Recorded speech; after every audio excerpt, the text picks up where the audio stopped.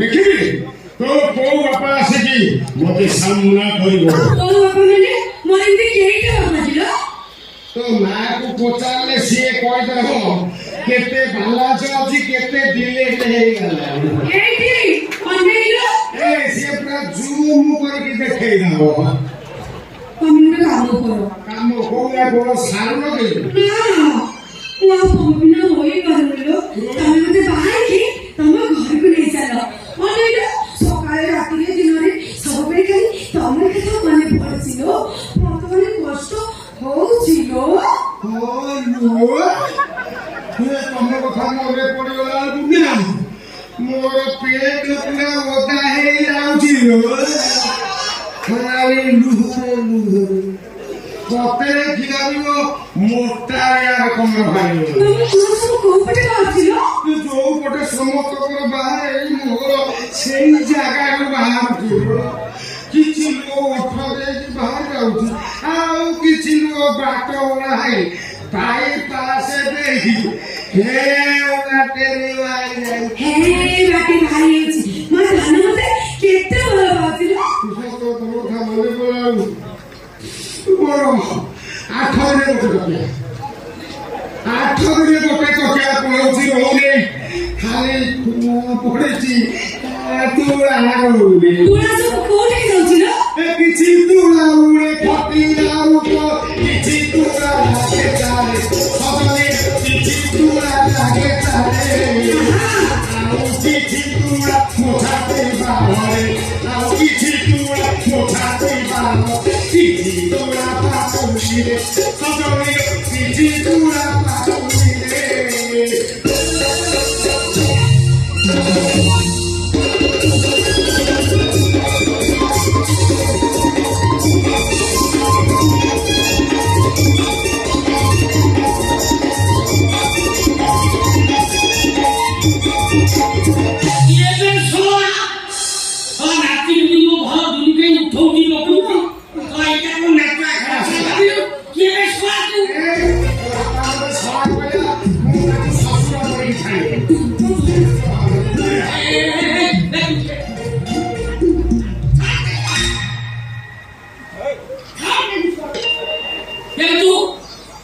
मेरे भाईजान का छोटा भैया भाईजान এই তোকে তো দেখি যাবে মনে হচ্ছে देखी थे কোদি भलो भाव देखी थे नेशनल फिगर मु हां इंदिरा गांधी सर्वत इंदिरा गांधी भारत प्रधानमंत्री सीएम मध्ये ताका मोर केस रे मु पेपर फ्रॉड के कर भाती पूरा हको पेपर पेज रे भाती ए विकेट दुर्घटना हैला इरा राष्ट्रपति निवास दुर्घटना मध्ये से केस रे मु राष्ट्रपति टीवी रे हाथ ये भाई तो आनो दाना तो यानी ये लंबा ये लंबा में तू की मिले वाला से हमने डेली रात रे वीडियो कॉल देखो जल्दी ये लंबा मु जूम करके देखा है गाने बुझाली लो पॉकेट चोरी हे तू सीना ये तमे सही ना ये बिल्कुल तमे सही ना तमे ओलिरानी भई था मथुर बिसारा लिखला तू कोनी बापा को चिनी छ चिंता तू आपरा मोर करे चल संपर्क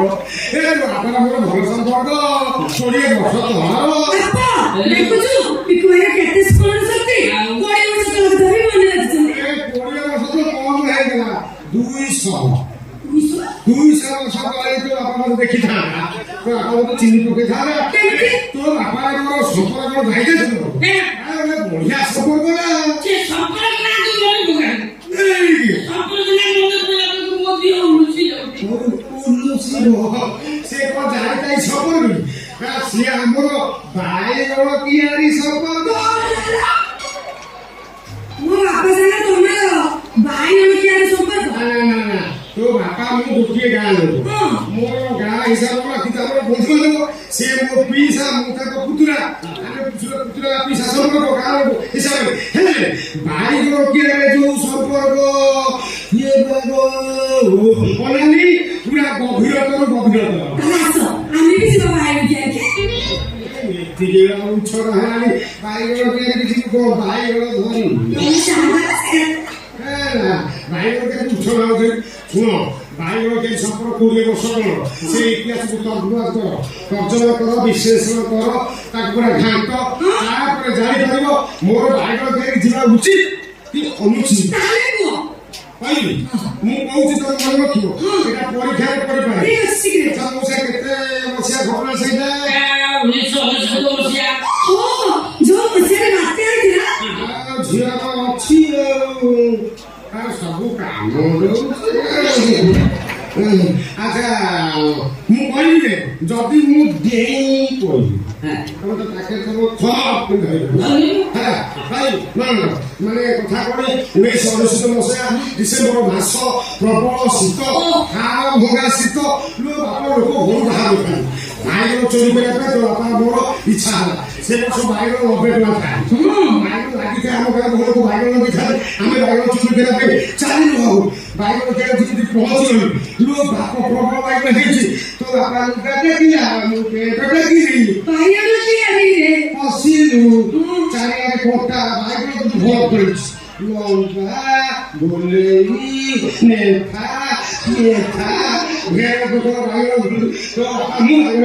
ସରିବାକୁ ଯିବେ ଭେଡ଼ା ତ ଖରାପ ଦିନକୁ ଉଠିକି ଲାଇଟା ବାଇଗଣ ବାହାରିଲା ଖାଲି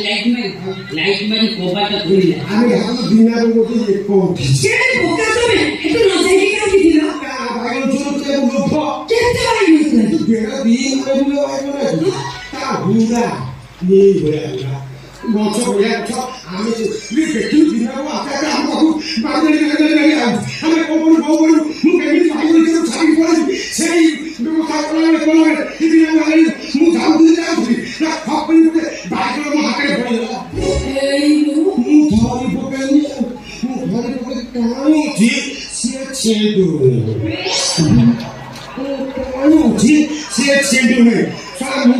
ଢେର ବାଇଗଣ ଧରିଛି ଛିଣ୍ଡେଇଛି ପୋଡ଼ିଛି କାଟିକି ଖାଇଛି ଇଏ କୋଉ କିସମ ବାଇଗଣ ଇଏ ଟାଣିଲା ବେଳକୁ ଛିଣ୍ଡୁନି ମୁଁ ହାତରେ ଗଛ ଉପରି ପଡ଼ିବ ଆମେ ଦିଟା ବାଇଗଣ ଚୋରି କରୁ ତା ଗଛକୁ ଉପାଡ଼ି ତା ଭିତରେ ଆଶ୍ଚର୍ଯ୍ୟଜନକ ଘଟଣା ଘଟିଲା କଣ ଘଟିଲା ଧୀରେ ଧୀରେ ବାଇଗଣର ଆକୃତି ବୃଦ୍ଧି ହେଲା ମୁଁ କହିଲି ଇଏ ସାରା କୋଉ ନର୍ସରୀରୁ ଆଣିକି ଲଗେଇଛି ଇଏ ବାଇଗଣ ଆକୃତି ବୃଦ୍ଧି ହେଲାଣି ତାପରେ ଗୋଟିଏ ପନିପରିବା ମତେ ଶିଖି ବାଇଗଣ ଚୋରି